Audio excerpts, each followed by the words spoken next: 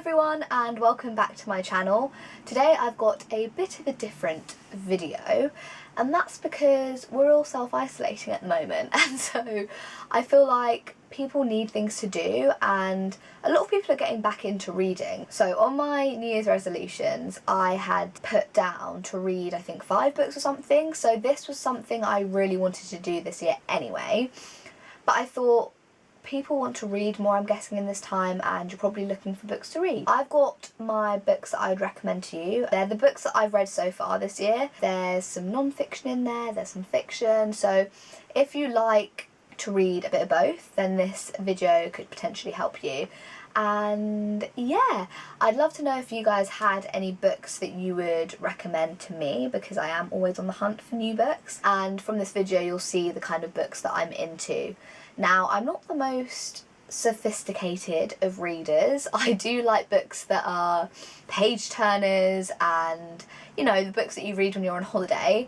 However, I wouldn't say my reading levels are that of a 2-year-old. I do like a bit of a challenge, but nothing too long or too, you know, like A-level English lit kind of vibe. I really do hope you guys enjoy this different video. It's worth mentioning that I now have a Kindle. I was given this by my boyfriend's mum because she got a new one, so I don't know which one this is. It's not the new one, and it's the one that doesn't have the light, so it is literally just like paper. When I go to the Philippines, that's when I tend to read the most, and my mum gets so annoyed with me lugging about 3 to 4 books along with me, because we have loads of family out there and she wants to bring presents and stuff, and so books weigh a lot. You're probably thinking, why can't you just buy them out there? I live in a village in the Philippines, and so it is very much like island life. But anyway, let's get into the video. All of the books that I'm going to mention are going to be listed down below, so if you're looking for the authors and like how to spell the names and stuff, then it'll all be down below. The first book that I read was called The Couple Next Door, and this is a thriller book. These parents go to a dinner party and they leave their baby alone at home, and they're literally like next door, so it's kind of similar to the Madeleine McCann situation. And they go back every 30 minutes to check on the baby, and yes, you can guess what happened next. The baby goes missing. It's about who basically took the baby, and oh my gosh, this book has so many twists and turns.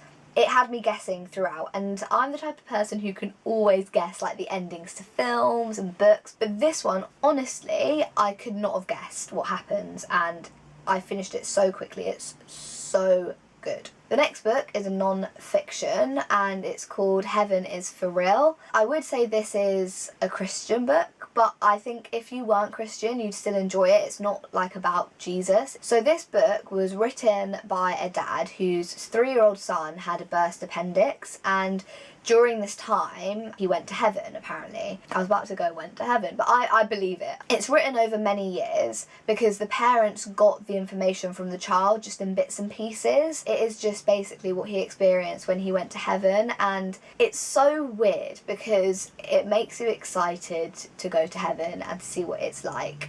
And I'm saying that if you read it with an open mind, it's not going to be everyone's cup of tea, especially if you don't believe in God and heaven, but I do, and so for me, especially because I've experienced a lot of loss recently, it's nice to have some hope after death, and this book really gives you that. The descriptions are just so beautiful, and it really comes from a place of innocence. It's just an amazing book, and I loved every bit of it. It's great. The next book is called The Hunting Party, which was really popular at the beginning of this year, and again it's a thriller, and it's about this group of friends who go away to this Airbnb type thing in the middle of nowhere, and someone ends up getting killed, and it's all about who done it. And again, loads of twists and turns. You cannot guess like who it is and why. It's just so confusing.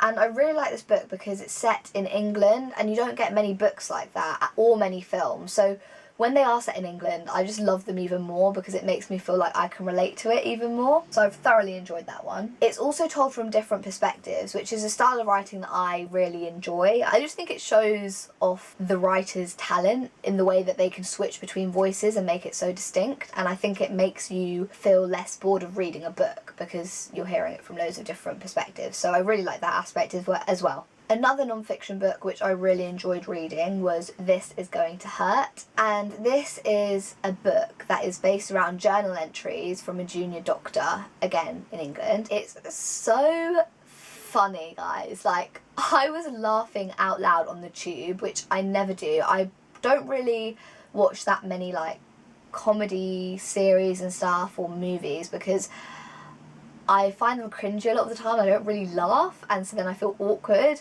But with this book, I was laughing out loud. Like, it's so funny, and it provides such a good insight into what it's like being a doctor, and as someone who does work in the health profession, I find it so interesting, and it just makes you feel so grateful for the NHS, knowing what the doctors go through, especially during their training. It's actually ridiculous. Despite being really funny, the ending is tragically sad. It broke my heart, and it just makes you really appreciate doctors and everything that they do. It's all mad. Like, I wish I could be a doctor because it seems like such a rewarding job, and I'd love to be able to help people in that way, but they give up a lot, guys. Like, so much of their lives just to be doctors and help other people. It's amazing, and this book really, really shows it. So this final book is a non-fiction, and it is a Christian book through and through. So if you're not Christian, then you're probably not going to enjoy it. But if you are Christian, or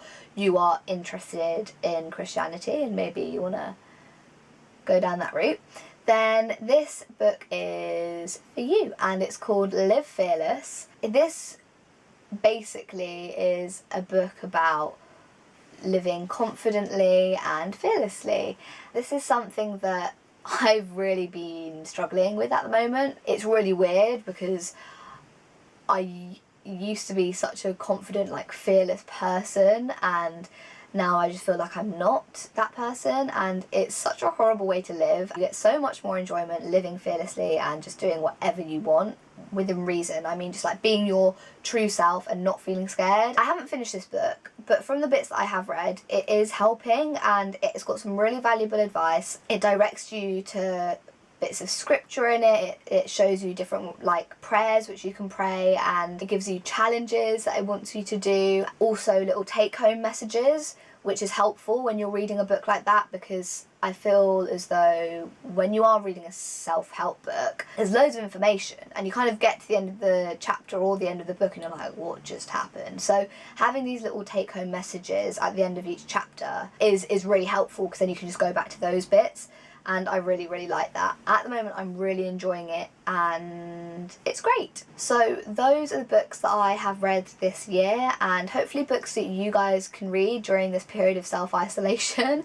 I really hope you guys are well. My prayers are with you all, and just I thank any of you who are working on the front line or who have family members who are. You guys are amazing, and I just thank you so much. If you did like this video, guys, please give it a like and subscribe, because it means so much to me. It really, really does. Leave comments down below of what books I should read, because I really need some recommendations. I don't have that many on my to read list. So until next time, guys, I will see you later.